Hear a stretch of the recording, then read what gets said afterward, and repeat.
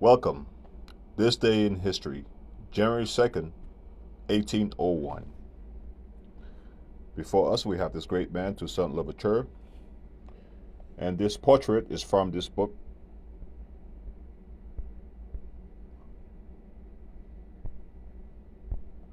It is called Santo Domingo, Past and Present with a Glance at Haiti by Samuel Hazard. Okay, let's go back to this portrait of this king of Santo Domingo. Okay, we will start by reading on page 134. 134. Let's get it just perfect. Just perfect. Okay, here we go. It says, Toussaint Louverture, one of the most remarkable characters in history, was now in almost supreme control of the island, for which commissioners were sent out from France.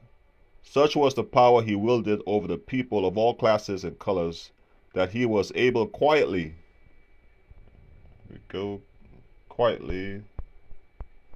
center it.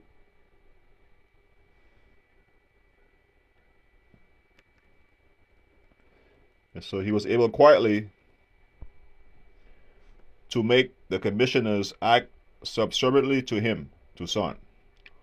All authorities seem to agree that under Toussaint, a reign of order began in the island that was remarkable. The blacks, proud to see one of their number in chief command in the island, looked up to Toussaint as a god, while he, with the thorough knowledge of his race, prescribed such rules and order to keep them in a state of tranquility. You'll hear this? This man prescribed rules and order to keep the people in a state of tranquility. And as we all know, right now is in a state of disorder right now. We know of all the riots going on, all the murders, all the gangs that are taking place right now in Haiti. But this man was able to take the whole island and put the whole island in a state of tranquility. Okay? Let's continue. It says, he ordered them all to return to work, as they were before the war, to labor on the plantations for which they were paid as laborers. And he gave every protection to the whites also. That's what he did, yep. Even inviting those white planters who had fled the island to return and reoccupy their estates.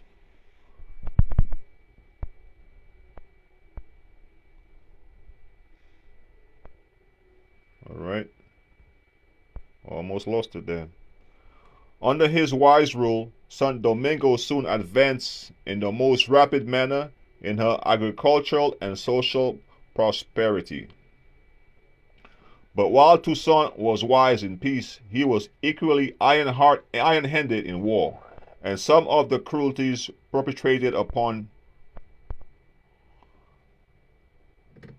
the mulattoes who at first refused to recognize the supreme authority tarnished somewhat his fame.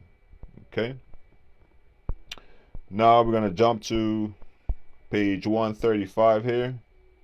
At the bottom of this page, it says, we're going to start with where it says the French. All right, so page 135, and we're going to start where it says the French here. Says the French representative being now out of the way, and Rigaud, the rebellious, subdued, Toussaint found himself in unmolested supreme control of the island, and deeming it, there it goes, center it,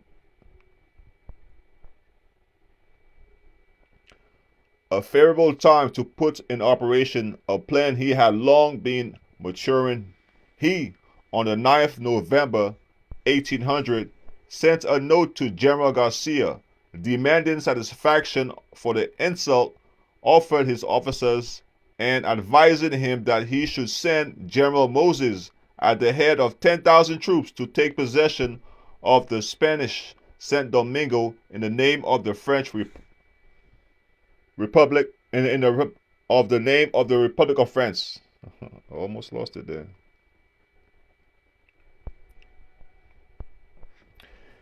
In order to give force to this note, at the same time he dispatched it, he put in motion the force under General Moses, his nephew, by the northern road through the Cabul country, while he himself, at the head of a column also of 10,000 men, marched by the southern route directly upon the city of Santo Domingo. General Garcia, in command at this place, made every preparation to resist these movements. And while sending word to the authorities of the Cibola to interfere as much as possible with the march of General Moses, he himself took measures to delay the march of Toussaint upon the capital. These measures were, however, comparatively ineffectual. So he could not stop Toussaint here. He had a mission. All right, we're going to continue.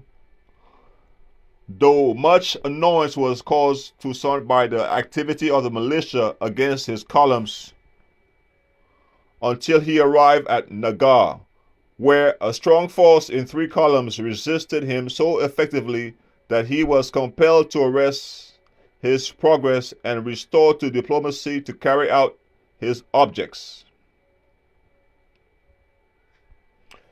This he did by writing a note to Garcia, telling him that he, Toussaint, was surprised to find resistance on his journey, which he had not taken as an invader, but as an officer of the French Republic, to carry out the provisions of a treaty made with it by Spain. Okay.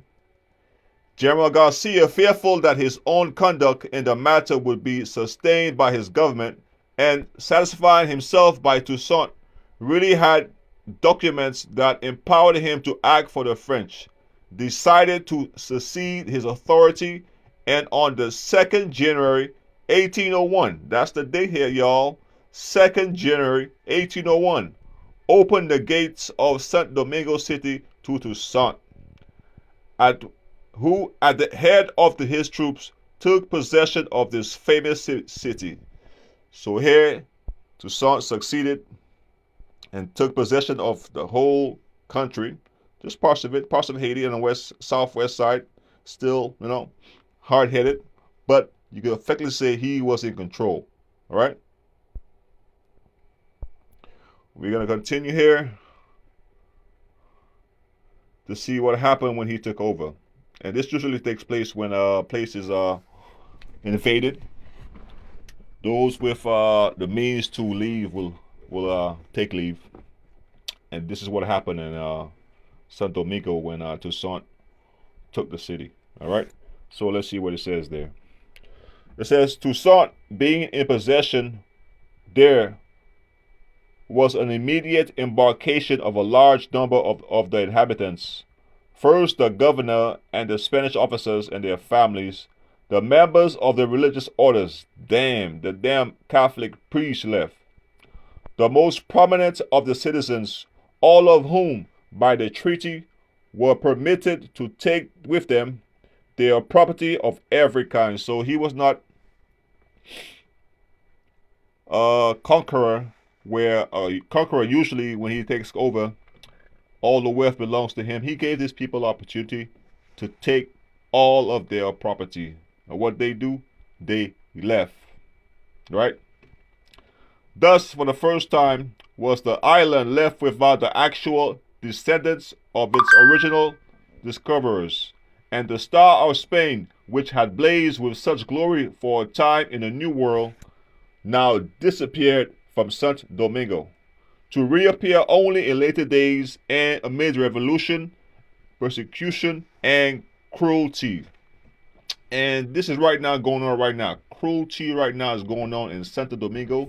A lot of Haitians are being killed by Dominicans. All right, but it seems that everybody have forgotten when Toussaint Louverture was in charge. The whole place, the whole island prospered. They lived in tranquility.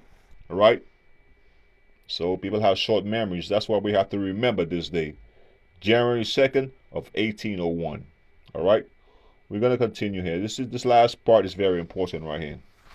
So we just went over where those with the means left the island, but some people always forget who they come from. All right.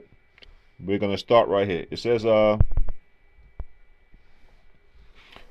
many of the native Dominican families whose pride would not permit them to remain subject to a Negro, though perhaps many of them counted in their ancestors people of that color. You know, what's going on right now. So there you have it. January 2nd of 1801. Toussaint Louverture took control of the whole island of Santo Domingo. The great man right here. And a day to remember for all the people of Santo Domingo. Right?